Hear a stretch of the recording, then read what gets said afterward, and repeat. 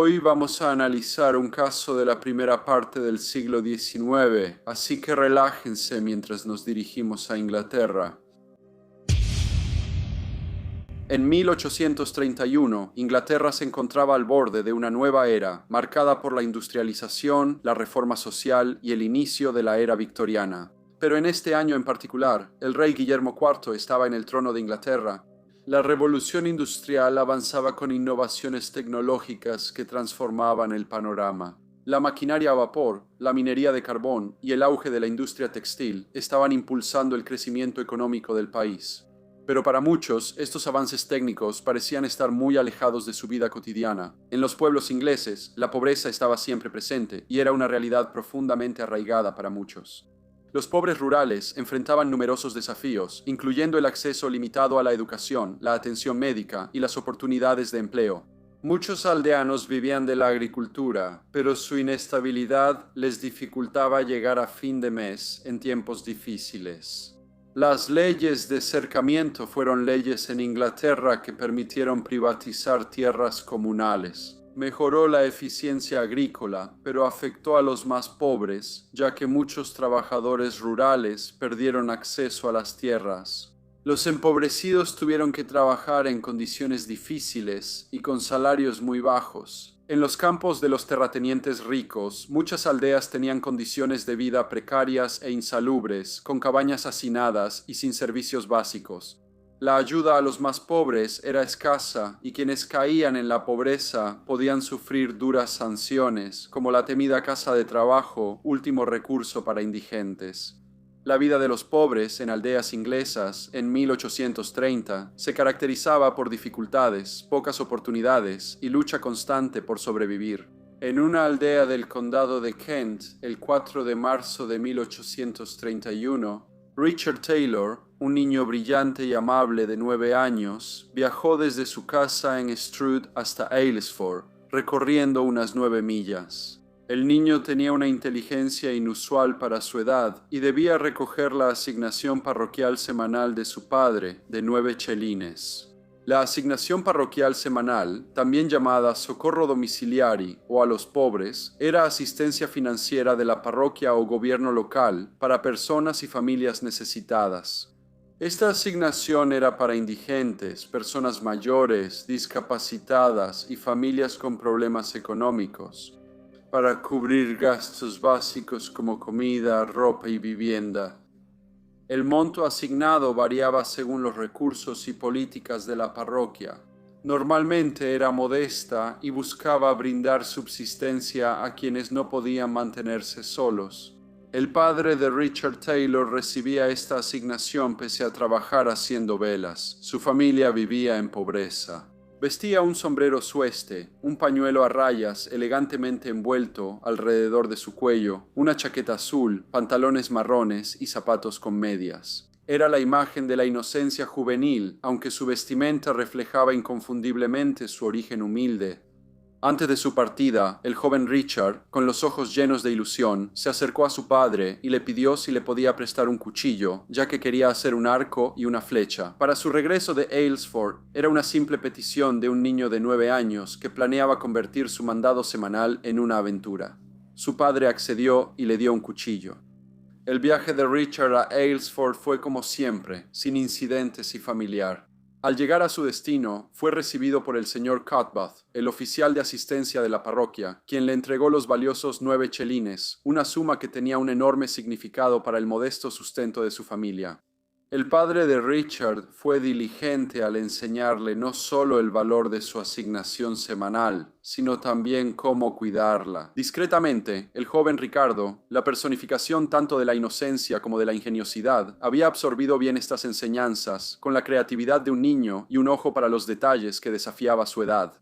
Había ideado un método infalible para asegurar la seguridad de las monedas de plata. Guardó el dinero en una pequeña bolsa, apenas mayor que la palma de su mano.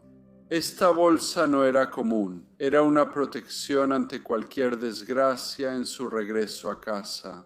El toque final en este arreglo fue una manopla que llevaba puesta, una prenda sencilla, convertida en el guardián de esta valiosa carga. Luego escondió la bolsa en la manopla, manteniéndola a salvo de miradas curiosas.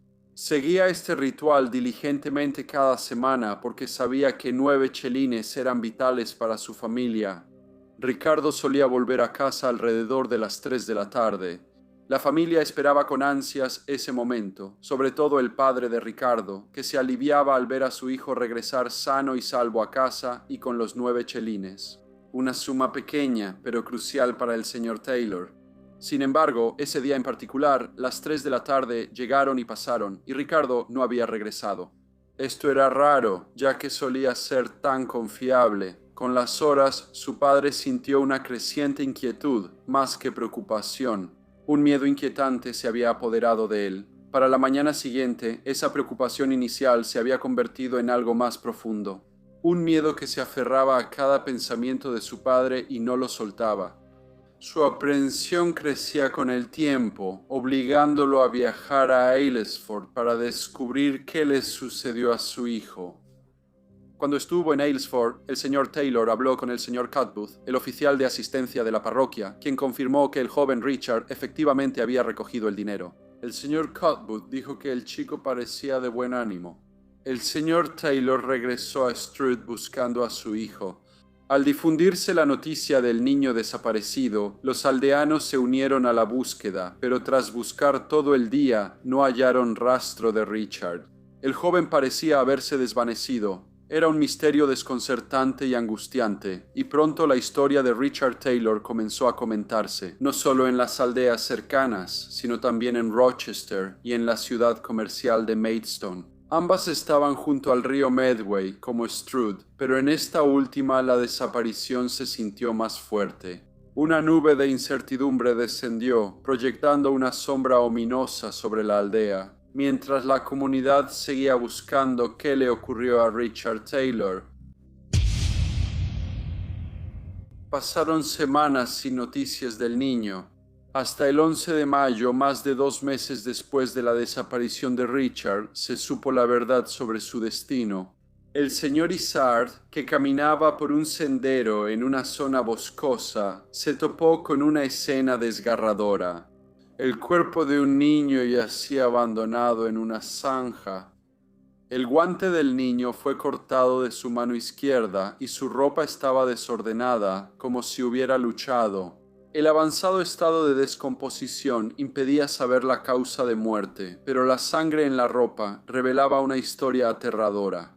Había tenido un final espantoso como víctima de un crimen atroz. Junto al cuerpo había un cuchillo de mango de cuerno blanco oxidado, que parecía ser el arma usada en este crimen. Se avisó a las autoridades y el cuerpo fue llevado a Rochester, donde lo examinaron los doctores Edward Seaton y Bryant. Pronto concluyeron que el niño murió por una herida en la garganta causada por un objeto afilado y puntiagudo, la marca aún muy evidente.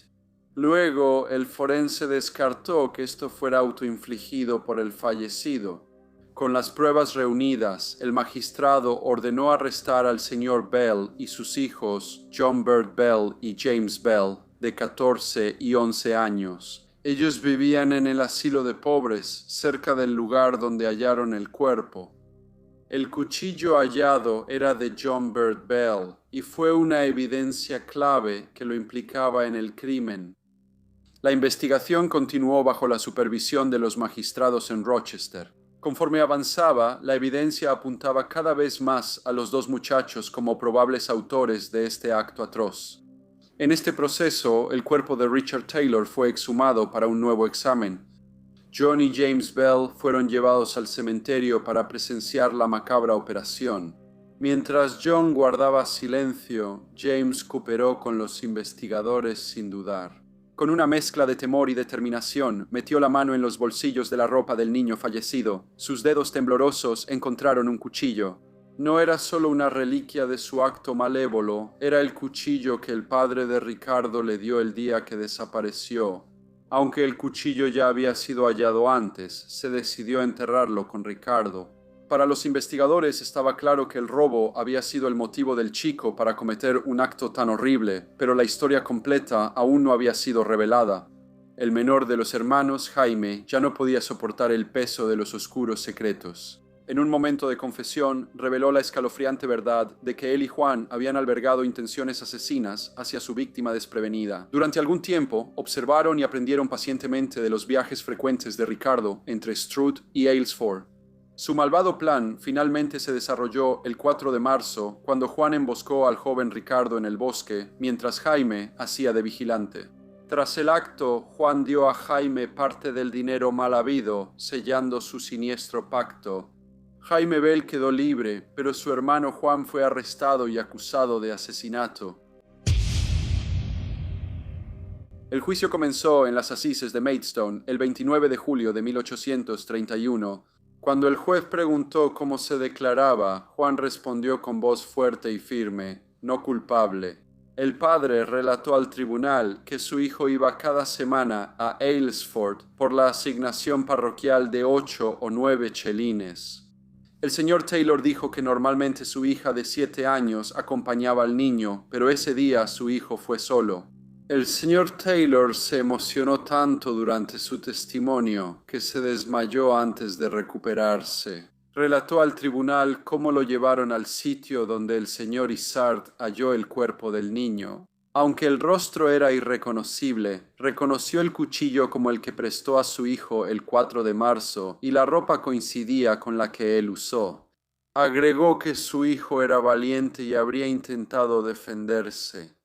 Henry Lewington, oficial de órdenes en el buque de Su Majestad Warrior en Chatham, declaró al tribunal que el día en que Richard Taylor desapareció, vio al niño caminando hacia Aylesford alrededor de las 10 a.m. Dijo que caminó parte del camino con él. Luego, por la tarde, lo vio de nuevo, pero esta vez iba caminando con el acusado y su hermano. Dijo que la última vez que los vio fue cerca de la taberna Bell.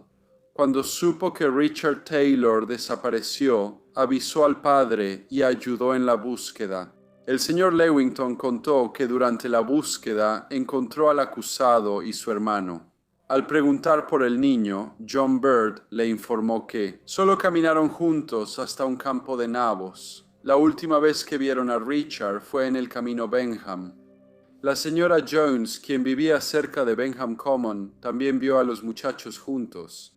El agente Charles Patterson declaró al tribunal que, al escoltar al acusado a la prisión de Maidstone, este admitió que la declaración de su hermano era cierta y señaló un estanque donde se lavó las manos de la sangre de la víctima tras cometer el acto. Él lo dijo. John también indicó la entrada al lugar del asesinato y dijo: «Ahí maté al pobre chico».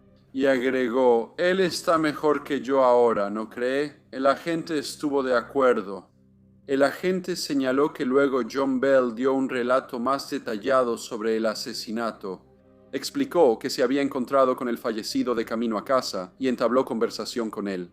Convenció al chico de entrar al bosque y después de guiarlo por numerosos giros y vueltas, ambos se sentaron. Afirmó que se había perdido y que el chico, angustiado al no saber cómo salir, comenzó a llorar. Fue en ese momento cuando se abalanzó sobre él y lo apuñaló en la garganta. Tuvo dificultad para encontrar el dinero, pero al final lo halló en la mano izquierda del chico y lo tomó. Dijo que tenía 3 medias coronas, un chelín y una moneda de 6 peniques, y que las 2 últimas se las dio a su hermano. También dijo que quería que su hermano viera su ejecución, pensando que le serviría de advertencia, al parecer plenamente consciente del grave delito cometido y de que quizá le esperaba la horca. Juan Railton, un comerciante de telas de Rochester, le dijo al tribunal que recordaba que el acusado entró a su tienda y pidió cambio para media corona. Dijo que esto fue después de que el chico Taylor desapareciera.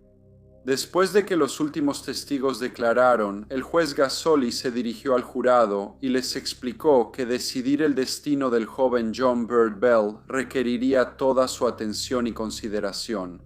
El jurado no salió del estrado y tras unos momentos emitió el veredicto de culpable. Sin embargo, recomendaron clemencia para el muchacho debido a su extrema juventud y la manera poco ortodoxa y antinatural en la que había sido criado. Sin embargo, el juez se dirigió al joven acusado y lo sentenció a muerte por ahorcamiento.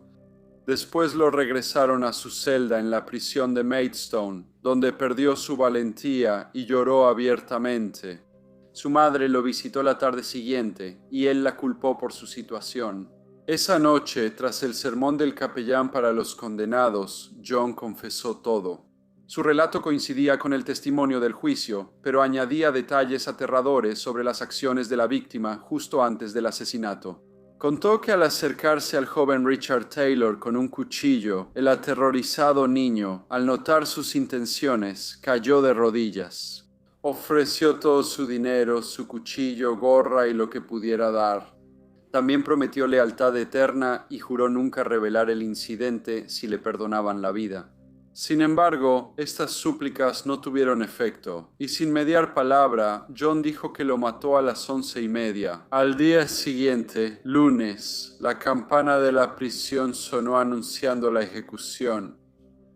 Tras completar el procedimiento de ataduras, el joven condenado, acompañado por el capellán, caminó con determinación hacia la horca. Mientras estaba de pie en la plataforma, miró a su alrededor con ojos firmes, su semblante inalterado.